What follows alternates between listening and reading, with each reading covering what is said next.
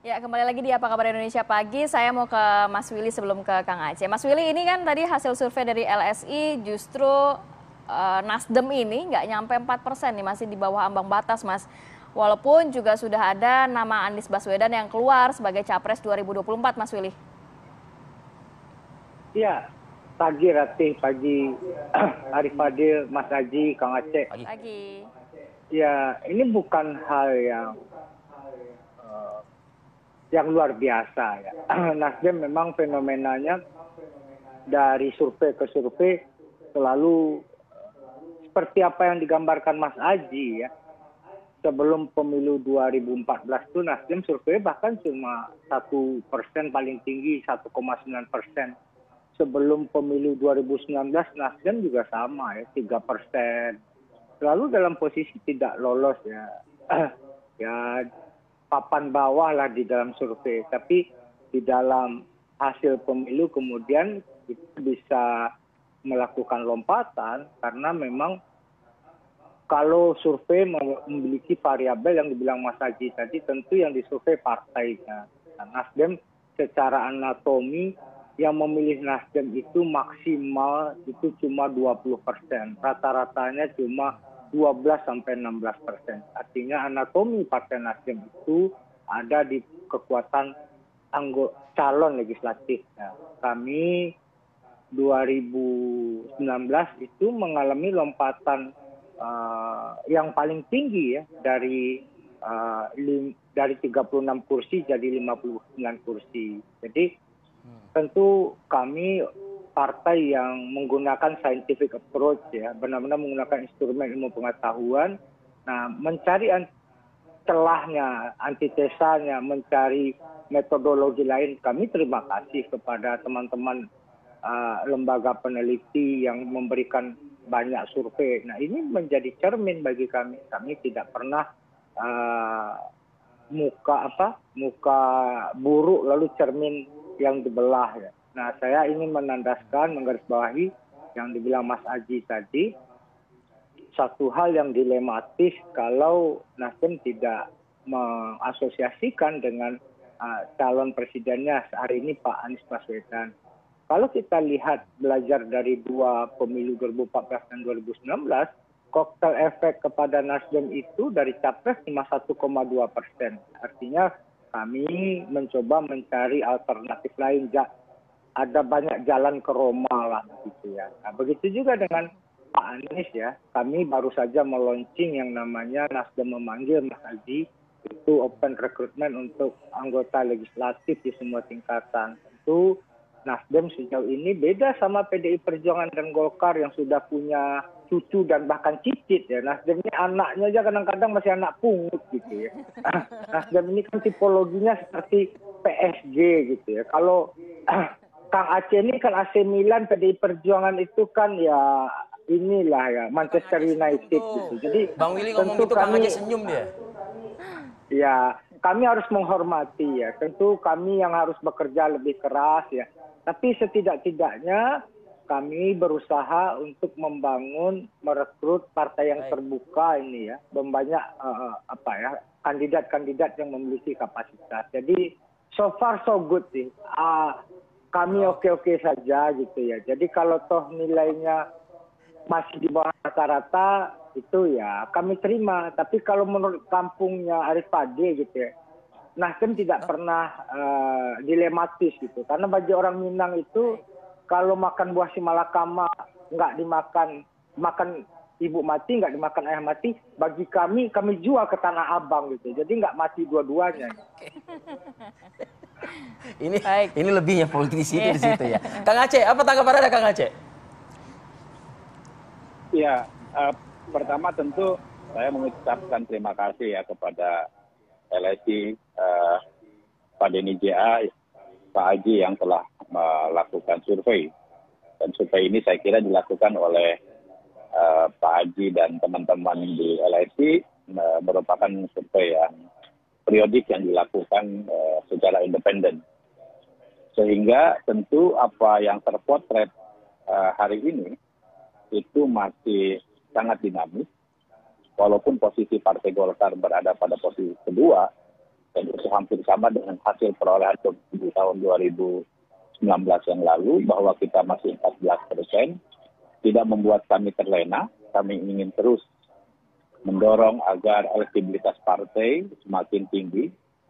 Yang kedua, salah satu argumen yang menyebabkan kenapa Partai Golkar berada pada posisi yang kedua, saya kira ini penting, yang menjadi catatan kami adalah masih adanya apresiasi publik terhadap kinerja Ketua Umum kami sebagai Menko Perekonomian, yaitu Bapak Erlangga Hartarto, dan juga ada kader kami Pak Luhut, yang mampu dinilai oleh publik memiliki kemampuan dalam penanganan, terutama penanganan COVID, dan juga dalam konteks bagaimana pemulihan ekonomi nasional. Ini saya kira salah satu hal yang sangat penting untuk menjadi catatan buat kami, bahwa mengawal pemerintahan ini merupakan sebuah keharusan, karena ini juga menyangkut dengan apresiasi publik terhadap partai pengusung pemerintah. Pertama itu. Yang kedua, saya kira kalau dilihat dari survei ini, saya baca secara sekilas juga menyebutkan bahwa figur Pak Erlangga Hartarto sebagai ketua umum partai itu ternyata juga dinilai dan dikesankan menjadi trendsetter politik dengan adanya koalisi Indonesia Bersatu. Ini menunjukkan bahwa koalisi Indonesia Bersatu juga mendapatkan apresiasi dari publik dengan tetap menilai bahwa Partai Golkar adalah partai yang mampu untuk menjaga bagaimana proses politik dengan adanya koalisi Indonesia Bersatu ini. Intinya bagi kami bahwa hasil survei ini menunjukkan bahwa publik menilai atas kinerja dari masing-masing partai politik. Dan ini pasti erat kaitannya juga dengan bagaimana kinerja pemerintahan ini yang kemudian bisa mempengaruhi terhadap elektabilitas partai. Namun demikian, sekali lagi bagi kami ini akan terus dijadikan sebagai satu potret untuk bagaimana memastikan elektabilitas kami akan terus kita dorong. Karena tentu harapan kami, ya sebagai partai politik, Mas Willy pun juga sebagai BIN Golkar ini juga punya keinginan untuk nomor satu. Saya kira tidak ada partai politik yang lahir untuk tidak menang di dalam pemilu. Nah, ini momentum yang masih sangat dinamis, dan karena itu dengan hasil ini tidak membuat kami menjadi puas, dan kami akan terus menggenjot agar elektabilitas partai terus-menerus bisa dinaikkan gitu. Oke, saya geser lagi nih ke Bang Willy. Bang Willy, tidak terlepas ucapan Kang Aceh dari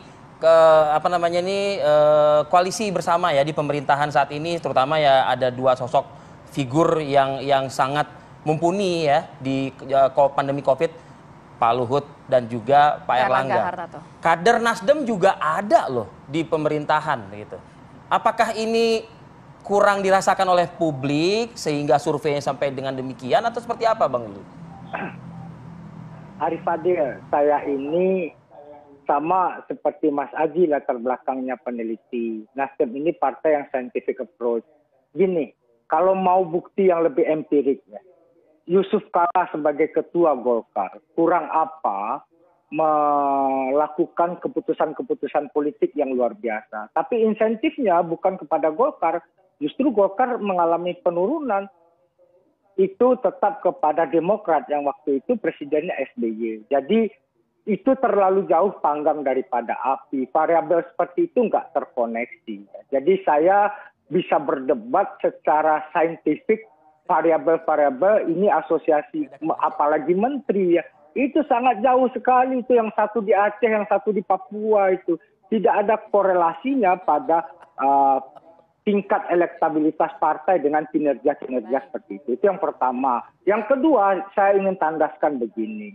Koktel efek itu kepada selalu istri pertama, yang formal.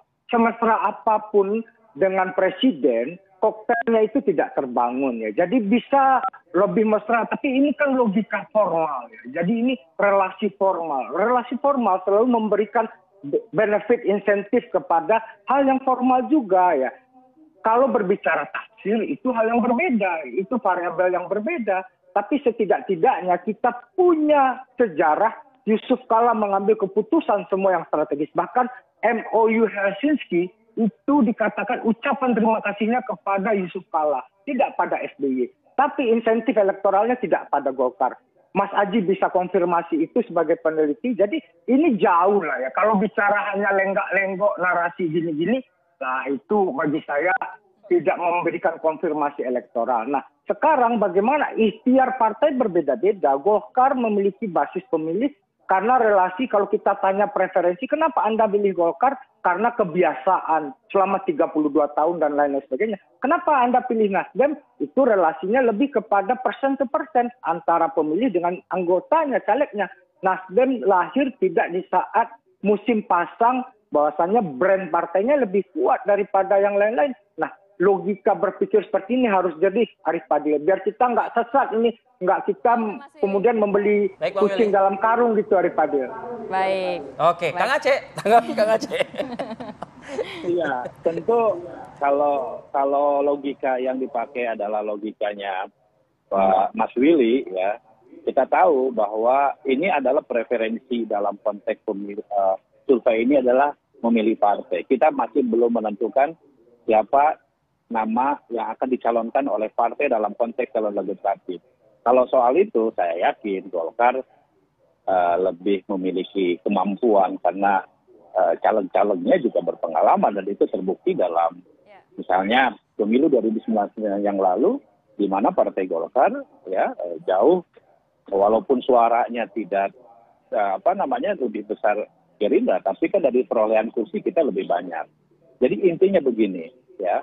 Ini baru orang memilih partai karena yang ditanyakan oleh Mas Aji Parobi ini adalah soal pilihan terhadap partai, belum memilih siapa calegnya.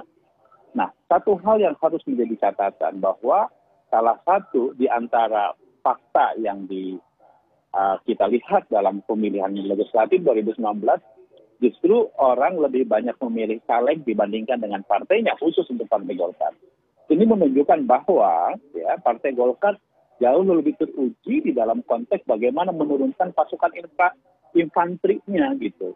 Nah karena itu kami sekali lagi dengan modal 14% ini semakin optimis bahwa kalau kemudian diturunkan pasukan infanteri kami untuk bagaimana meyakinkan masyarakat untuk memilih Golkar dan caleg, kami optimis akan lebih besar lagi gitu. Nah tetapi ya ini semua juga tergantung dari sejauh mana kemampuan kita untuk membranding partai dengan sebaik-baiknya. Nah, bagi kami hari ini sekali lagi ya kami tidak ingin jumawa terhadap hasil survei ini. Namun hasil survei ini menunjukkan bahwa Partai Golkar dinilai oleh publik walaupun tadi debatable seperti yang disampaikan oleh Mas Willy, namun kita harus akui bahwa misalnya pertumbuhan ekonomi kita masih menjadi yang terbaik di antara negara-negara G20 gitu ya setelah Arab Saudi, bahwa COVID kita sekarang lebih terkendali dan lain-lain.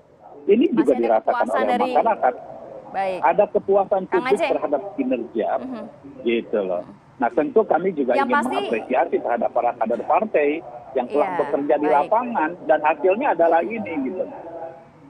Iya, Kang Aceh, yang pasti kan Nasdem sudah mengeluarkan Capres 2024-nya siapa. Kita menunggu ya dari Golkar siapa nantinya ya. Baru ada survei lagi nanti dari LSI begitu ya. Terima kasih banyak Kang Aceh, kemudian Mas Willy dan juga Mas Aji. Terima kasih. Salam sehat selalu. Assalamualaikum. Buat lagi nih, kan udah ada yang deklarasi soalnya. Pasti. Biar lebih menarik lagi nanti. Iya, pastinya. Gitu. Oke. Makasih Mas Aji ya. Terima kasih semuanya. Salam sehat selalu.